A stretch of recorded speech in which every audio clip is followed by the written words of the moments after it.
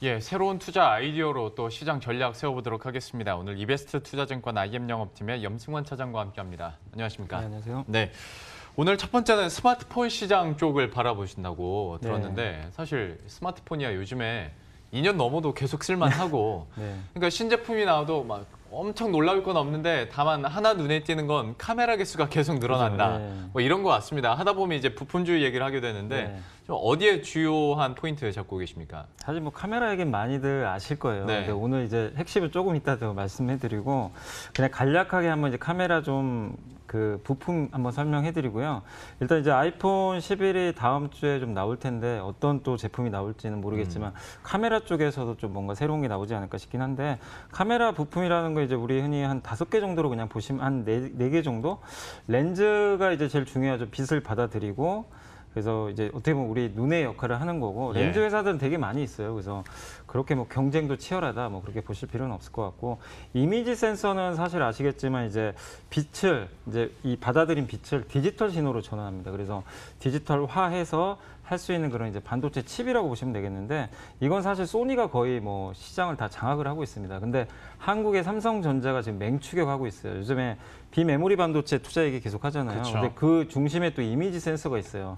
이거를 앞으로 소니를 좀 추격하겠다는 그런 입장이기 때문에 삼성의 좀 전략 한번 주목해 보시면 좋겠고 그다음에 IR 필터라고 우리가 이제 이렇게 사진을 보면 우리 눈은 이제 가시광선을 볼 수 있기 때문에 그냥 일반적인 사진을 봤을 때 그냥 뭐 우리 그 눈에 비치는 파장 그대로 보여지는데 그냥 이제 어떻게 보면 렌즈나 이런 쪽에 이제 그 카메라가 받아들였을 때는 파장이 다른 빛까지 다 감지를 해버립니다. 그래서 우리가 실제로 그냥 이 IR 필터를 그 설치를 안 하고 그냥 이 나오는 화면을 보면은 되게 이상한 색감으로 나와요. 네. 이 화면 자체가. 근데 그거를 한마디로 이제 적외선을 차단해주는 그런 장치고 이걸 만드는 기업이 이제 대표적으로 옵트론텍 같은 기업들이 있는데 상당히 좀 성장성 있는 기업이고요. 마지막으로 이제 액추에이터 이제 구동 모터입니다. 한마디로 이제 이 카메라가 우리가 이제 눌렀을 때 셔터 눌렀을 때 이렇게 이제 구동될 수 있게 하는 거고 뭐 거기에 들어가는 게 뭐 여러 가지 뭐 얘기들이 있지만 AF랑 OIS라고 두 개로 나누는데 AF는 오토포커스 이제 자동 초점을 맞추는 기능이고 요게 들어간 제품은 약간 중저가 모델에 많이 들어가게 되고요. 예. 그다음에 이제 OIS는 손떨림 방지 기능이 들어가요. 그래서 사실 이거는 굉장히 고단가입니다. 그래서 삼성전자 예전에 채택을 했다가 요즘에 중저가 모델은 다 없애버렸어요. 네. 왜냐하면 굳이 좀 필요 없을 것 같아가지고 그런 이제 부품들이 있는데 사실 이제 이런 회사들이 사실 수혜를 그동안 받을 수밖에 없는 게 스마트폰이 굉장히 이제 대중화되고 잘 또 아까 말씀하셨지만 예전에 2년 뭐 빠르면 1년에 막 한 번씩 바꿨는데 그렇죠. 요즘에는 굳이 뭐 2년, 3년, 4년 그렇게 그렇죠. 쓰시면 되게 예. 많잖아요. 예. 그것도 아예 그리고 중고폰 쓰시는 분 많다 보니까 수요가 좀 줄곤 있는데 어쨌든 그 상황에서도 유일하게 늘어나는 건 카메라입니다. 카메라가 뭐 말씀하신 대로 이제 뭐 갤로트에도 뭐 한 5개 정도 막 들어가잖아요. 네. 그래서 카메라 쪽의 성장은 좀 이어지는데 근데 어쨌든 카메라 쪽에서도 뭔가 좀 새로운 좀 모멘텀이 있을 것 같아서 오늘 일단 요 말씀 한번 드려봤습니다. 근데 여기까지는 네. 판을 깔아 놓으신 것 같고 저도 보내주신 자료를 미리 살짝 봤더니 그 3D 센서에 대해서 좀 자료를 많이 준비하셨더라고요.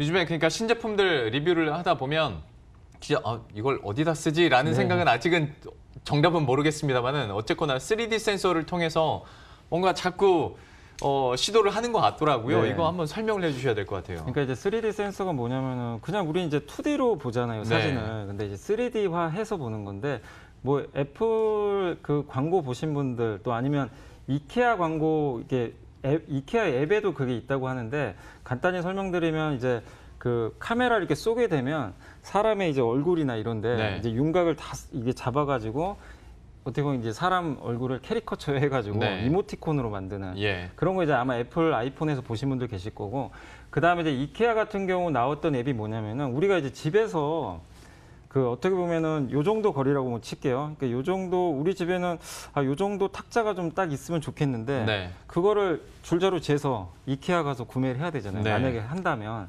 근데 되게 불편하잖아요. 또 이케아까지 그렇죠. 굳이 가야 되고 재야 되고.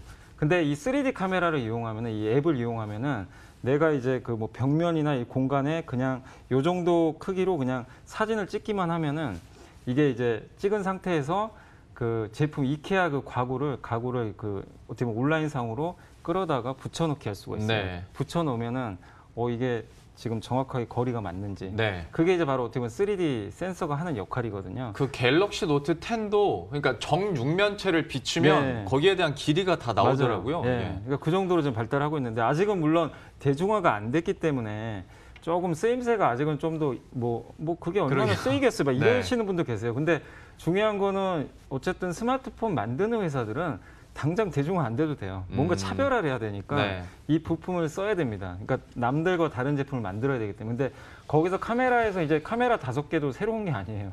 그러다 보니까 3D 센서로 좀 가는 거고. 근데 사실 애플 아이폰은 이미 들어가 있어요. 근데 이제 간단히만 설명해드리면 3가지 방식인데 어렵지 않습니다. 그러니까 스테레오 비전 구조광 방식 TOF인데 먼저 스테레오 비전 뭐냐면은 카메라 그냥 2대만 있으면 돼요. 2대만 있고 이렇게 띄워놓은 상태에서 앞에 물체를 이렇게 삼각형으로 그냥 비치는 거예요. 그래서 그거는 주로 뭐냐면 이제 넓은 범위. 그러니까 뭐 드론 같은 거 있죠. 네. 드론 카메라 그런 데 많이 들어가게 되는데 다만 이게 단점이 뭐냐면은 이렇게 이게 어느 정도 카메라끼리 거리가 벌어져야 되니까 소형화를 할 수가 없어요. 아, 그러네요. 스마트폰에 넣을 수가 없어요. 네. 이 카메라 자체를 이게 거리가 떨어져야 되니까. 그래서 그런 좀 단점이 있어서 스마트폰에 좀 쓰기는 어렵고 저기 나와 있는 것처럼 두 번째가 이게 애플 아이폰 전면 카메라에 들어가 있는 방식인데 구조광 방식이라고 있습니다. 그러니까 똑같은데 하나는 빔 프로젝터가 들어가요.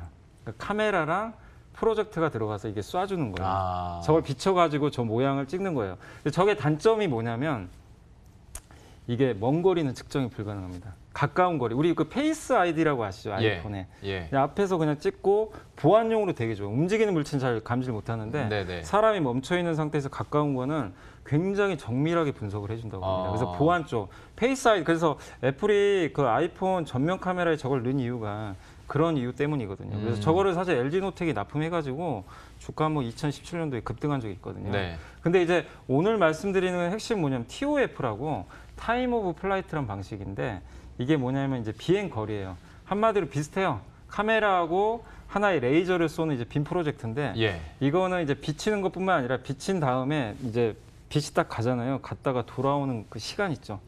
시간을 측정을 해가지고 아, 뭐 음파 측정하듯이 예, 그렇게 예, 하는 거예요? 그렇게 하는 거. 이게 자율주행이 사실 이런 거거든요. 자율주행 아. 센서가 시간을 이렇게 측정해가지고 돌아오는 그 그렇죠. 시간, 네. 예, 그거랑 비슷한 건데 TOF가 좋은 점이 뭐냐면은 전면 카메라는 우리 얼굴 찍거나 그런 거잖아요. 근데 예. 중요한 거 후면 카메라 많이 쓰잖아요. 네. 후면 카메라는 먼 거리까지 해야 될 거 아닙니까? 그렇죠. 근데 아까 고조광 방식은 먼 거리는 측정이 안 돼요. 네. 근데 이거는 아주 장거리까지 그냥 다 이 센서가 도달했다가 갔다 오는 시간을 측정할 수가 있기 때문에 네. 그리고 중간에 그 칩이 필요가 없어요. 그냥 이미지 센서 하나만 들어가면 됩니다. 예. 아까 그 구조광 방식은 중간에 반도체 연산 칩이 하나 더 들어가야 되는데 네. 그러니까 굉장히 적은 부품으로 소형화도 가능한 데다가 먼 거리까지 측정이 가능합니다. 근데 물론 단점은 보안용으로는 쓸 수가 없어요. 약간 정밀도가 떨어져요. 그러니까 각각의 장단점은 있는데 어차피 카메라에서 제일 중요한 게 후면 카메라니까 그래서 이 TOF 방식이 앞으로 대세가 될 수밖에 없고 애플도 내년에 아마 이거 넣는다고 하더라고요. 네. 그래서 애플이 아직까지는 전면 카메라 위주로만 가고 있지만 후면 쪽은 내년에 들어가고 삼성 이번에 갤럭시 10은 이미 들어가 있습니다. TOF가 네. 들어가 있기 때문에 아마 광고 보신 분들 계실 거예요. 근데 그런 이제 카메라 쪽으로 이런 3D 센서가 이제 본격적으로 들어가면서 여기서 주목해야 될 건 우리가 뭐 스테레오 비전 할 것도 아니고 전면 카메라는 시장이 너무 작아요. 결국엔 후면 카메라에 들어가는 TOF를 누가 만드느냐. 이 기업을 선정하고 있는 회사들 여기에 좀 주목을 해야 될 것 같아서 오늘 좀 말씀드렸습니다. 그러면 TOF는 배웠는데 그러면 이거를 기업과 관련 지으면 어떤 종목이 있습니까? 사실 국내에는 2개 회사로 그냥 보시면 돼요. 물론 나중에는 많이들 하겠죠. 예. 근데 지금 당장 들어간 회사는 일단 애플은 LG노텍이고요. 네. 삼성전자는 나무가라는 회사 뭐 이렇게 생소하신 분들도 계실 수 있는데 나무가도 원래 그 카메라 모듈 만드는 기업이에요. 네. 근데 이 회사는 예전에 굉장히 그 뭐 파트론이나 우리 흔히 아는 퍼스트 벤더라 그러죠. 삼성이 납품은 1차 벤더가 아니라 2차, 3차 벤더여가지고 되게 실적이 안 좋았어요. 근데 이 회사가 예전에 뭐 소니도 그렇고 굉장히 유명한 기업들하고 이 3D 센서 예전부터 이쪽 사업을 계속 그 콜라보레이션이라고 그러죠. 그걸 많이 해가지고 기술력을 축적했는데 이번에 갤럭시 10에 들어가게 됐습니다. 어쨌든 이노텍 그냥 간단히만 말씀드리면 LG노텍 같은 경우는 2017년도에 아이폰 듀얼 카메라 들어가고 3D 센싱 아까 그 전면 그거 들어가면서 주가 2배 갔거든요. 그 후로 어떻게 됐습니까? 지금 주가 너무 부진하죠. 그렇죠. 네. 근데 내년부터 이거 다시 들어가거든요. 애플 쪽에. 그러면 올해 하반기부터 준비해야 될 것 같아요. 제 생각엔. 3D 센서 쪽으로 내년 2배 갈 수도 있습니다. 뭐 그건 저도 모르지만 2017년도에 LG 이노텍이 그걸로 날아갔기 때문에 지금 새로운 또 후면 카메라로 들어가게 되거든요. LG 이노텍 지금 주가도 많이 빠져 있고 저는 좀 기회가 아닌가 싶어요. 이렇게 좀 안 갔을 때가 네. 무역 분쟁 이슈 이런 것 때문에. 두 번째는 나무가인데 나무가는 사실 좀 올랐었어요. 그 갤로트에 들어간다는 그런 것 때문에 올랐는데 갤로트 10의 TOF 이게 센싱이 이제 들어갔고 6월부터 이미 들어가서 매출이 아마 3분기에 나올 것 같고 근데 이게 내년에 모델이 더 늘어나겠죠. 삼성 모델이. 이게 갤로트에만 들어간 게 아니라 갤럭시 S11 네. 또 중저가 최사양폰에도 아마 이런 것들이 들어갈 거예요. 근데 문제는 이게 이 회사가 퍼스트 벤더예요. 예전에 카메라 모델 삼성 쪽에 그냥 굉장히 늦게 들어가던 밴드였는데 3D 센서는 얘가 일단은 1등입니다. 현재로서는. 예. 그럼 당연히 이 회사가 가장 많이 먹겠죠. 일단은 시장이 열렸으니까. 그래서 그런 관점에서 삼성은 나무가 좀 보시고 애플에 내가 한번 하고 싶다. 그러면은 LG노텍 좀 선택하셔가지고 내년까지 한번 좋게 보시면 좋을 것 같습니다. 드디어 어떤 스마트폰에서 새로운 먹거리라고 해야 네. 될까요? 뭐 이런 게 생긴 것 같습니다. LG 이노텍과 나무가 저희도 관심 있게 지켜보도록 하겠고요. 다음 이슈로 보자면 사실 저희가 어제 네바처 종목에서도 한번 다뤄드렸었던 건데 아프리카 돼지열병이 생각보다 심각하다. 그리고 돼지고기 가격도 그만큼 올라가고 있고 여기에 대해서 한번 투자할 만하다 하면서 종목도 받았었는데 여기에 대해서 추가로 또 얘기를 해주신다고 들었습니다. 어떻게 보고 계십니까? 그러니까 기사들이 많이 나서 내용들은 아실 텐데 어쨌든 이제 지금 중국 아프리카 돼지열병이 터지고 나서 이제 모돈이라 그러죠. 이제 새끼 돼지를 낳은 이제 어미 돼지 그냥 생산을 위한 목적으로 하는 이제 모돈인데 이게 지금 연간 지금 그 모돈이 32% 감소해가지고 그 모돈이 한 2천만 마리 정도 감소했다 그러더라고요. 2천만 마리면 이 모돈 한 마리가 그 보통 연평균 한 20마리 정도 생산을 하거든요. 네. 그러면은 1년간 따지면은 새끼 낳을 수 있는 게 2억 마리가 없어진 거예요. 2억 4천이 없어지는 네, 거예요? 그냥 2억이 그냥 날아가 버린 거예요. 그러니까 이렇게 돼 버리니까 공급 충격이 하고 그러니까 공급 절벽이 와 버린 거예요. 갑자기. 그러니까 아프리카 돼지열병이 그때 시작은 했지만 몇 개월 후에 이런 지금 공급 충격으로 나오다 보니까 돼지고기 가격이 중국에서 지금 거의 13년 만에 최고치를 지금 뚫어버렸습니다.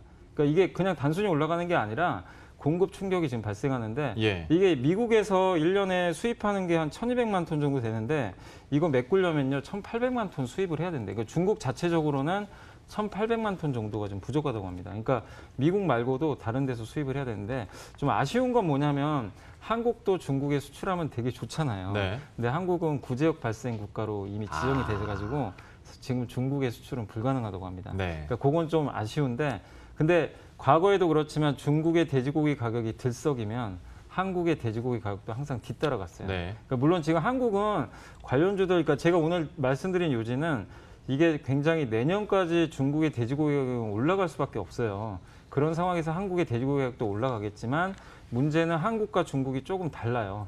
다르기 때문에 한국은 느리게 갈 거예요. 돼지고기 가격이 반영되는 속도도. 근데 주가는 미리 움직여 버렸잖아요.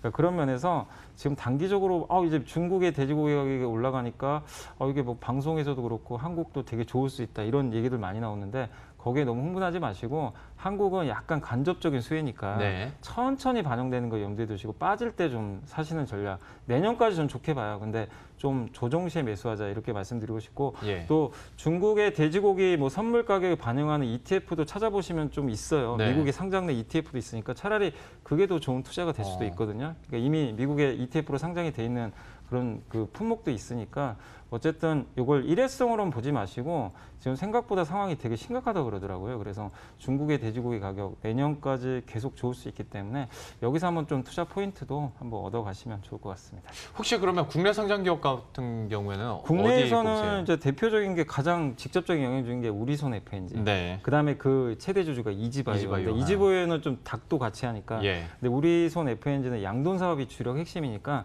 우리손 FNG 좀 중장기적으로 좋게 보시면 좋을 것 같습니다. 예, 그래도 중장기적인 관점에서 요즘에 뭐 좋은 얘기 나오는 종목군들이 많지는 않습니다. 우리손 FMG와 이지바이오 또 얘기를 해주셨으니까요. 이것도 역시 관심 있게 흐름들 지켜보도록 하겠고요. 전반적인 시장에 대해서도 마지막으로 정리를 해볼까 하는데요. 시장 전망이나 또 투자 전략 어떤 포인트 갖고 계세요? 아니 어제 오늘 좀 장 보신 분들 딱 아마 그런 생각 많이 하셨을 거예요. 분명히 미국과 중국이 지금 되게 악재 나온 것 같은데 시장이 반응을 안 해요. 음. 그러니까 악재에 되게 둔감해졌어요. 오늘도 네. 사실 나스닥 선물이 되게 안 좋잖아요. 지금 안 좋은 이유가 9월 중에 서로 협상하려고 지금 날짜 잡아야 되는데 날짜가 지금 잡아야 되는데 서로 의견차 때문에 날짜를 못 잡고 있다고 하더라고요. 예. 뉴스 보니까. 근데 한국 시장이 예전 같으면 오늘 같은 그런 악재면 그냥 푹 꺼져야 되는데 안 꺼져요. 굉장히 견조하게 잘 버티고 있으니까 무슨 얘기냐면 8월과 지금 9월은 달라졌다는 얘기입니다. 이런 미중 무역 분쟁 이슈가 많이 한국 시장에는 반영이 됐고 더 이상 악재로서의 영향력이 점점 감소하니까 여기서 불편해하지 마시고 9월은 회복으로 그냥 보세요. 미중 무역 분쟁이 있다고 해서 시장이 뭐 또 꺾인다 이렇게 보지 마시고 점진적으로 낙폭과대를 좀 회복하는 9월 장이 좀 될 수 있다. 뭐 유독 8월에 너무 많이 빠졌잖아요, 한국만. 네. 그래서 그런 회복으로 보시고 악재보다는 호재에 좀 민감할 수 있는 장으로 바뀌고 있으니까 그런 관점에서 시장 좋게 보시고 지금 주도 업종은 낙폭과대주입니다. 오늘 화장품 좀 많이 가잖아요. 중국 소비주. 많이 빠졌던 기업들이 오히려 9월에는 회복이 될 수 있는 그런 시점이니까 지금은 좀 투자 전략을 너무 이렇게 잘 살렸던 종목보다는 예. 빠진 거 중에서 좀 좋게 찾아보자. 이런 좀 전략 말씀드리겠습니다. 9월은 회복의 달이 되길 바라면서 오늘 여기서 인사드리도록 하겠습니다. 이베스트 투자증권 IM 영업팀의 염승환 차장과 함께했고요. 저희들도 여기서 인사드리도록 하겠습니다. 시청해주신 여러분 고맙습니다.